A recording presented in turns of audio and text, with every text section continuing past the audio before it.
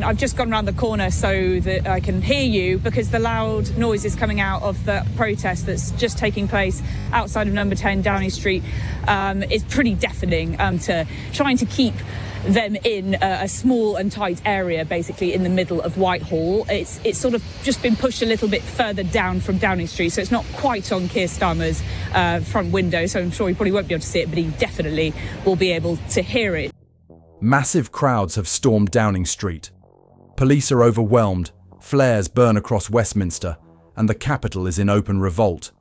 Thousands chant "Starmer Out" as barriers collapse and officers retreat toward the gates of number 10. Reporters shout over sirens, live feeds roll non-stop, and the message is unmistakable: the government is losing control of its own streets. The camera feeds are relentless. From rooftops, drones stream live footage to millions of phones worldwide.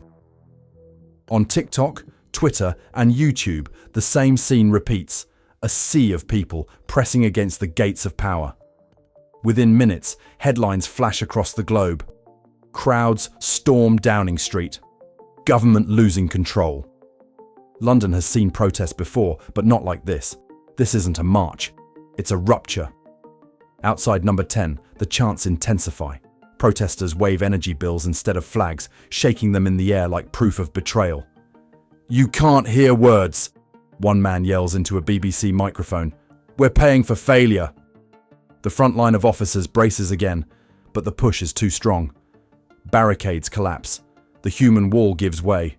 A roar rises from the crowd, not triumph, but release. Inside newsrooms, anchors cut mid-segment to break coverage. On Sky, the camera zooms in as the first protesters breach the outer cordon. "This is extraordinary," the correspondent says, voice unsteady. "The police have lost control of Whitehall." The feed pans across chaos, banners waving, sirens flashing, people climbing streetlights just to see. For the first time in years, Britain's political capital looks ungoverned. 48 hours earlier, it began with one line. Wednesday afternoon, the House of Commons. Keir Starmer stood at the dispatch box defending a policy called the Emergency Energy Surcharge. It was supposed to stabilise public finances. Instead, it detonated them. His tone was firm, almost clinical. "Tough times require tough measures," he said. The benches behind him murmured approval. The opposition benches sat silent. By nightfall, that 7-word soundbite became a symbol of arrogance. Clipped from parliamentary footage, the video spread across social media faster than any government statement in memory. Overlaid captions read, "Tough times for who?" Within 6 hours, it had 10 million views. The reaction was volcanic. Households already crushed by record bills posted screenshots of their gas statements side by side with Starmer's quote. Pensioners filmed themselves reading the line aloud, shaking their heads. Shop owners wrote it on cardboard and taped it to shuttered doors. "Tough times require tough measures" became the most hated phrase in Britain. Opposition MPs pounced. "This isn't leadership," one said on ITV. "It's economic cruelty in a soundbite." Even Labour loyalists grimaced privately. The next morning's front pages were brutal. The Sun, Starmer's cold. Truth, The Mirror, tough on people, soft on power. But Downing Street doubled down. "The Prime Minister stands by his words," a spokesman said. That line hardened the fury. By Thursday, it wasn't just political activists speaking out. It was everyone. Veterans groups, charity boards, and small business coalitions all announced public demonstrations for Saturday.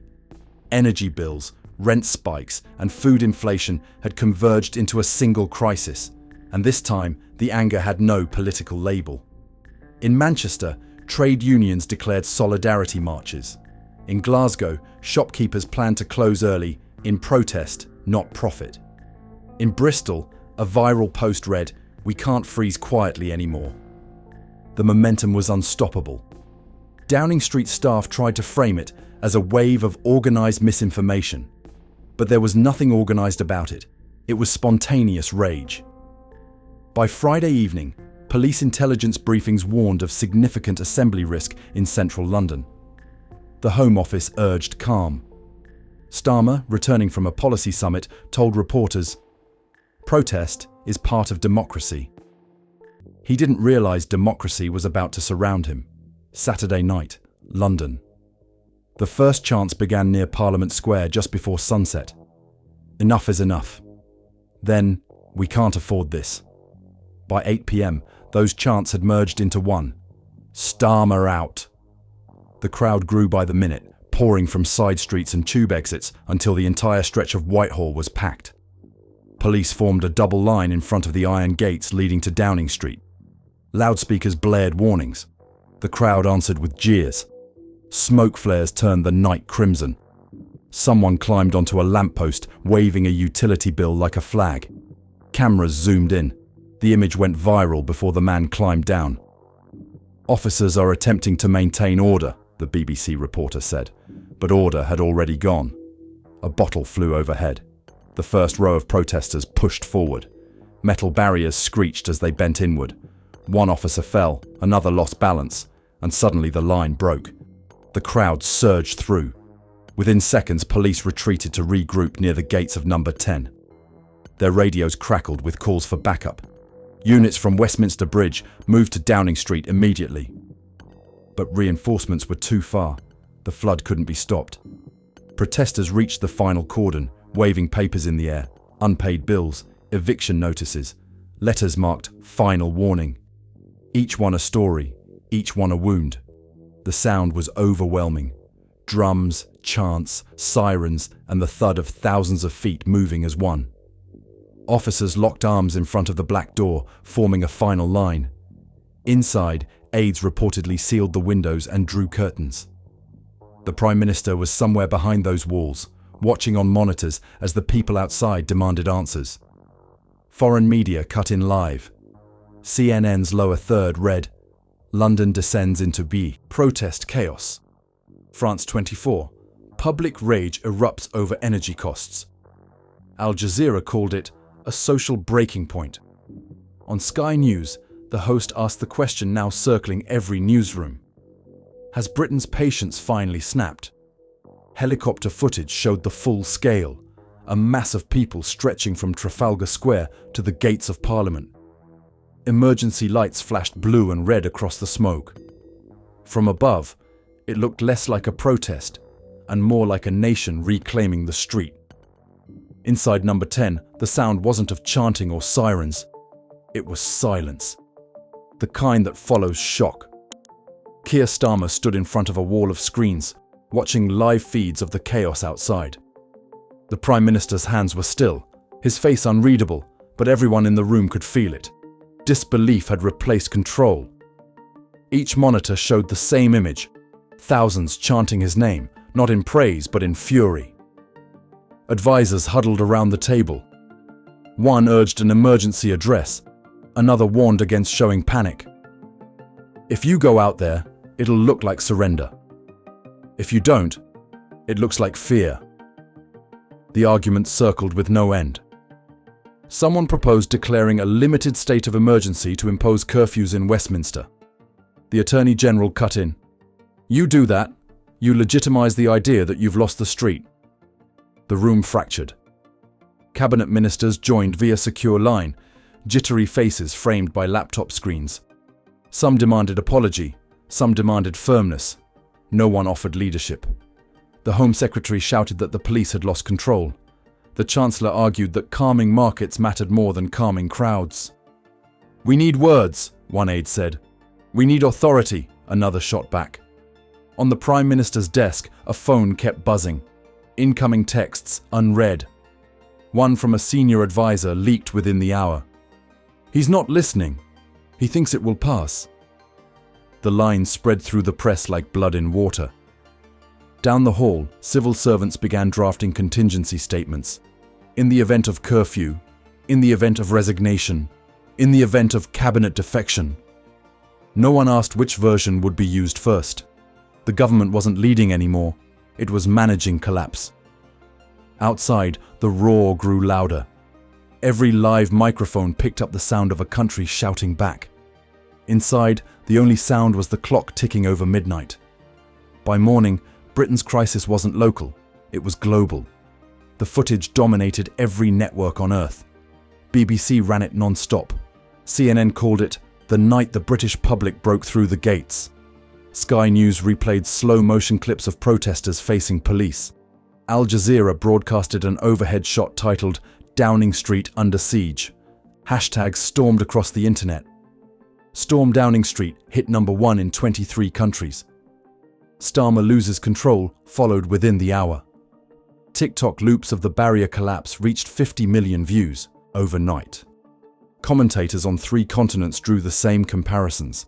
France's yellow vests, Canada's truck convoy, America's January 6th. The narrative had formed. Britain's government was cracking under its own people. Markets reacted instantly. The pound slipped another 0.8%. Bond yields spiked. Bloomberg used the phrase, "governance instability." The Financial Times printed its starkest headline in years, "Confidence collapse at the heart of government." While Starmer stayed silent, others filled the vacuum. Nigel Farage appeared on GB News within hours. "This isn't about energy bills, it's about trust. The British don't believe their leaders anymore." The clip went viral.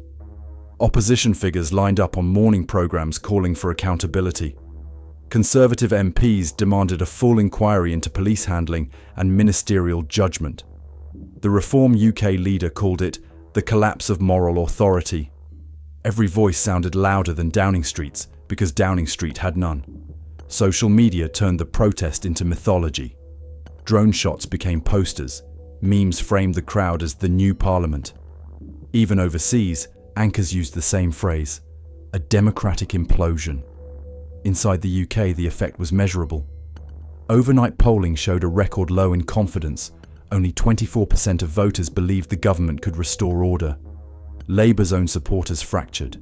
The word resignation trended before dawn.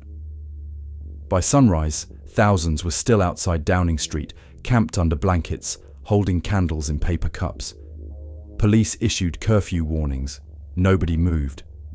Protesters set up small tents along Whitehall and placed handwritten signs on the pavement. "Britain betrayed." The symbolism was deliberate, peaceful, permanent, impossible to ignore. Inside government, fear hardened into resignation. Several ministers reportedly discussed stepping down if Starmer refused to act.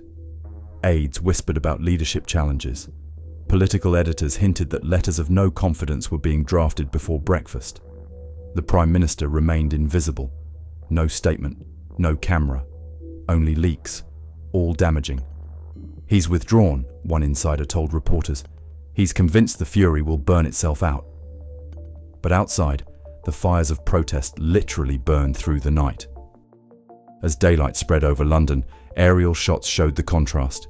Inside the gates, darkness and silence. Outside, colour and motion. A crowd that refused to vanish.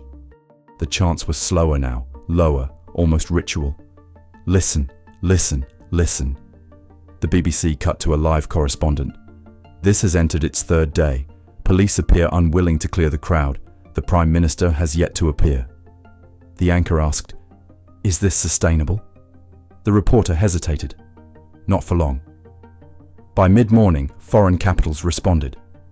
Washington released a cautious statement urging respect for democratic dialogue. Berlin offered solidarity with the British people. Paris remained silent, a diplomatic way of saying watching closely. In Ottawa, one commentator said what others avoided. "We're witnessing a legitimacy crisis in real time." Meanwhile, traders in New York joked grimly that Britain had become the new Italy. The pound continued its slide. Gold prices ticked upward. Every economic signal said the same thing: uncertainty. At noon, cameras caught protesters lighting hundreds of small candles outside the gates. The message taped above them read, "Britain betrayed." Parents brought children to witness it, calling it history. Some left folded notes at the fence. "We just wanted to be heard." Within Downing Street, crisis meetings blended into silence. Ministers sat motionless, watching screens they no longer controlled. Advisors warned that every hour of inaction deepened the fracture. One report circulated with the title Restoring Order Scenario, outlining 3 options: address, curfew, or resignation. None guaranteed stability. Across the country, solidarity rallies ignited: Manchester, Leeds, Cardiff, Belfast.